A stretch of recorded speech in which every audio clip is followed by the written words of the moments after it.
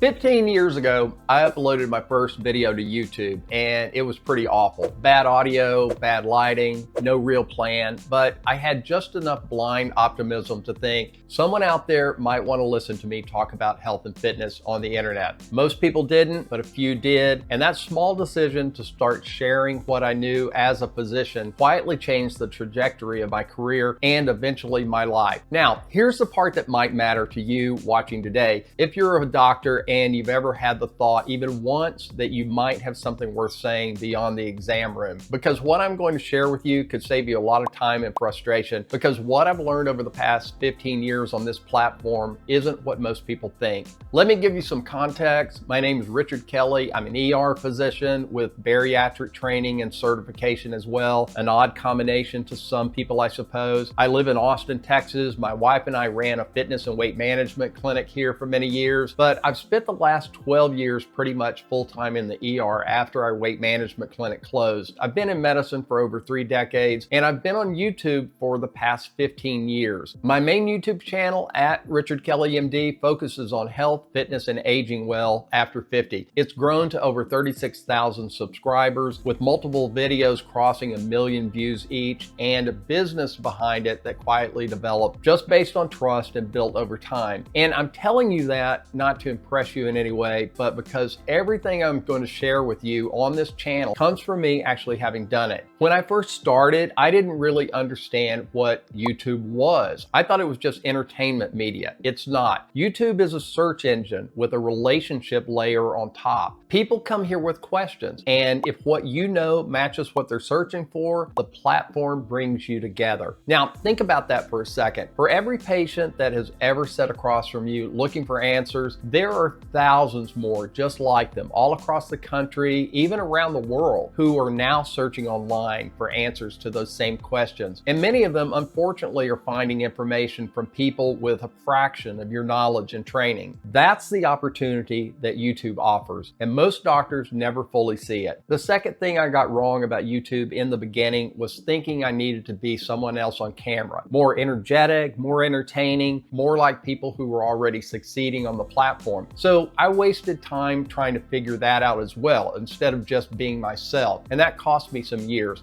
Because people can feel it when you're performing. They may not be able to articulate it, but they feel it. And that lack of authenticity erodes trust. The moment I stopped trying to be a YouTuber and just started talking to one person the way I would talk to someone in the ER, or the way that I'm talking to you right now, everything changed. And that's the insight that I wish someone had handed me early on. So believe it or not, you already know how to do this. You just don't know that you know. And I'll tell you something else, and this is part of the reason that this channel exists. Like a lot of physicians, I watched a system that I helped build change while I was still working in it. Autonomy faded, control shifted, and the version of medicine I thought I was building as a career started to look very different over time. I'm not bitter about that, and I'm not complaining about it, but I am very clear about it, because a lot of physicians feel that way right now. Not burned out in the traditional sense, but they're aware that something has changed, and they're quietly asking themselves, is there some other way for me to use what I know? For me, YouTube became part of that answer. So let me be clear about what this channel is about. This is not about going viral. It's not about becoming an influencer, so to speak, and it's definitely not about chasing trends. This is about building a YouTube channel as an extension of your professional identity, something that grows steadily, serves real people in some way, and if you choose, can create income and opportunity outside of clinical medicine, not necessarily to replace what you do, but to give you something medicine alone is making harder and harder to obtain. Options. Options with your time, options with your income, and options with how you use your voice. And I'm going to walk you through all of it without fluff, without wasted time, and translate it specifically for doctors. If you're still watching, there's a reason. So here's what I'd suggest. Subscribe to the channel, watch the next video, because in that one, we're going to talk about something that most physicians don't talk about, and why for some of us, this platform, YouTube, isn't just a creative outlet, it's a turning point, one which can breathe something fresh and positive into your life if that appeals to you.